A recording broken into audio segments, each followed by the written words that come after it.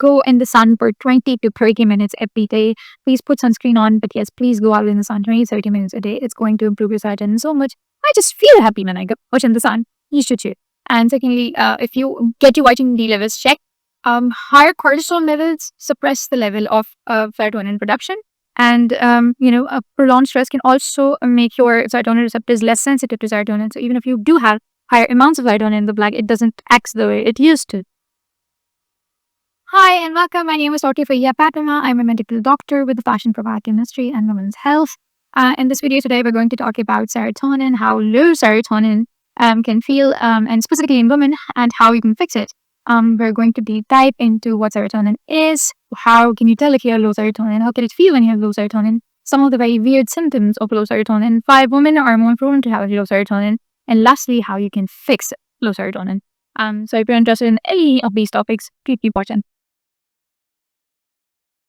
Let's clear out what serotonin is. Once again, serotonin isn't a hormone, it's a neurotransmitter. It transmits neural signals in the body and controls different functions. It's present in the central nervous system, the brain and the spinal cord, the digestive system, and platelets. In the body, it has 3 main functions. Number 1, mood regulation, sleep regulation, and thirdly, controlling high digestion. So if there is a higher or lower level of serotonin, it's going to cause problems with these 3 systems. Okay. So why are you specifically focusing on women related to serotonin? Because women are very much prone to changes in their serotonin, that it's either too high or too high. Right? They're very, very prone to lower serotonin levels in the body. There are 4 different reasons for that. Number 1 would be hormonal changes. Our estrogen regulate levels of serotonin in the body. So whenever estrogen rises or falls in a woman's body, serotonin also gets disturbed. Your periods, your pregnancy, and your menopause can cause severe dips in serotonin levels. And the second reason would be food. Women, because they're very prone to negative body images, they tend to eat less nourishing foods. So women tend to eat less tryptophan-rich foods. For example, turkey, dairy, bananas. Tryptophan is an amino acid which forms serotonin in the body. So once again, avoiding those foods would cause lowering of your serotonin levels. Number 3 would be chronic stress. So statistically, women are much more prone to chronic stress than men, and stress can decrease your ability to produce and even experience the positive effects of serotonin. So once again, making you more prone. Lastly, vitamin and mineral deficiencies. Women are either more prone to deficiencies of vitamin D, vitamin B vitamins, and iron deficiency, which are all the vitamins and minerals that play a very positive role in the regulation of serotonin in our body. So for all these reasons, women are much more prone to dips in serotonin levels and hence mood instability than men. So how can you tell if you have low serotonin in your body? You cannot just go and get tested or make a guess. So there are 2 types of symptoms to tell if you have lower serotonin. One are mental symptoms and the other ones are physical. So number 1, if you worry too much without a clear reason, if you're hyperfixate on something without having the need to do so, that's one sign. If you have persistent sadness, if you're if people keep telling you that you're very sad all the time, or you yourself feel very sad all the time, it could be a sign that you have low serotonin. If you have lack of interest in daily activities, you have very low motivation, that could be something else.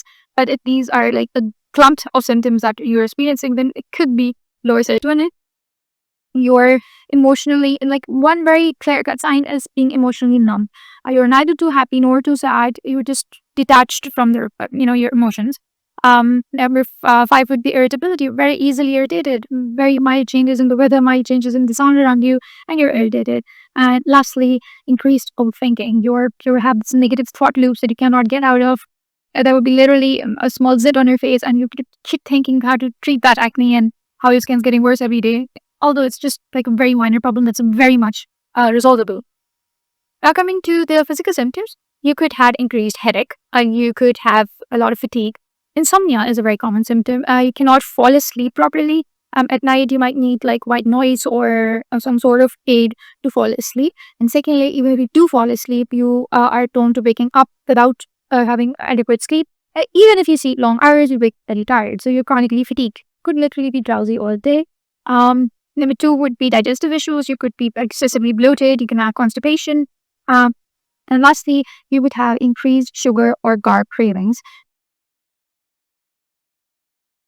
Okay, these were the symptoms, but how would a low serotonin level feel in real life? Like, how can you practically tell it? Okay, so if, let's say, I were a woman who was low on serotonin, how would I feel?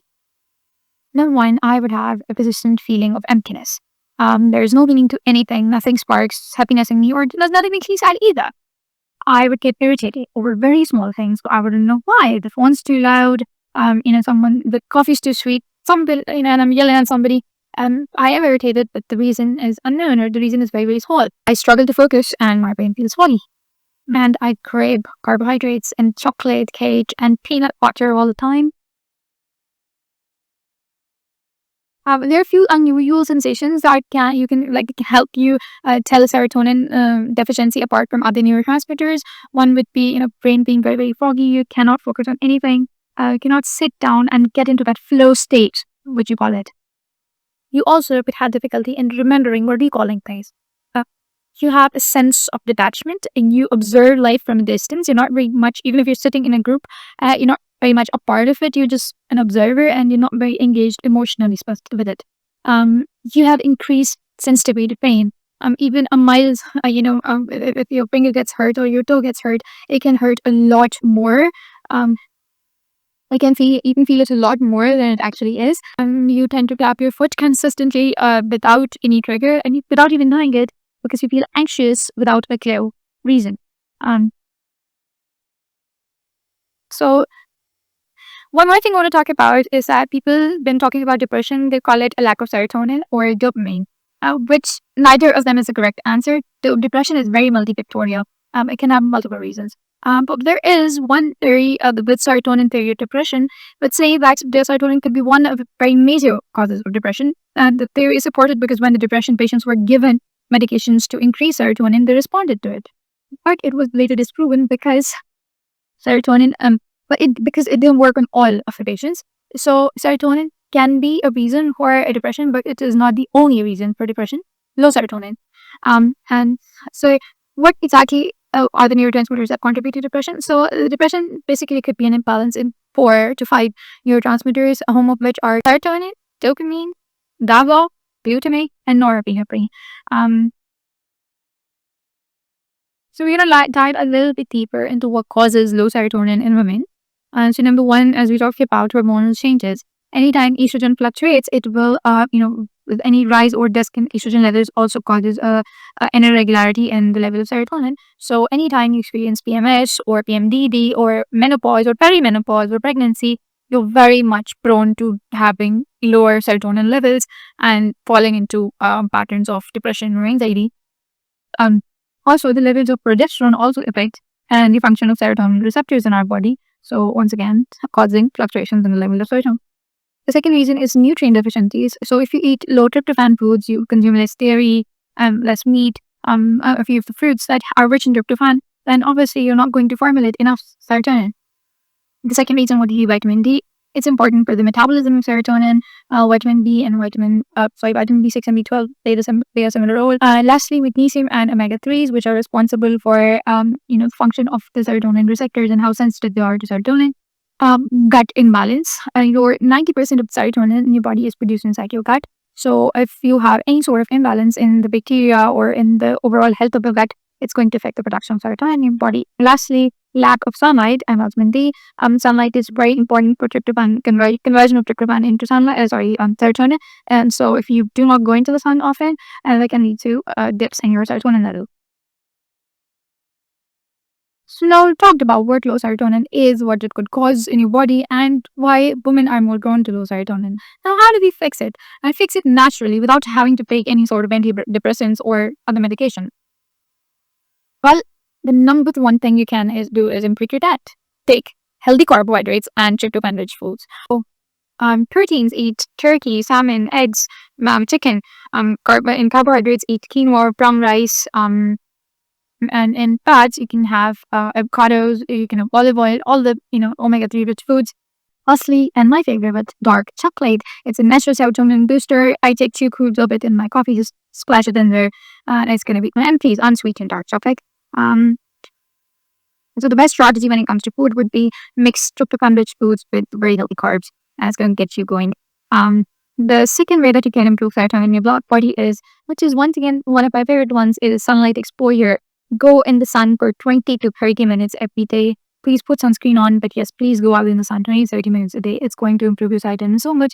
I just feel happy when I go out in the sun, you should say. And secondly, if you get your vitamin D levels checked, if they're low or if you feel that they're low, you have to start taking vitamin D orally if they are very low, if you have a deficiency. Number three, exercise. Do anything. Strength training, aerobics, yoga, any sort of exercise is going to help elevate your mood. If you do strength training, it will increase your serotonin and decrease your cortisol. If you do meditation, it's going to once again, increase better serotonin release in your prefrontal cortex, and also improve your sleep hygiene. Stop using screens before bed. Blue light is very damaging to your serotonin production, and put some sort of white noise on so you can have good quality sleep. It's not just the quantity. And lastly, reduce your stress and do meditate.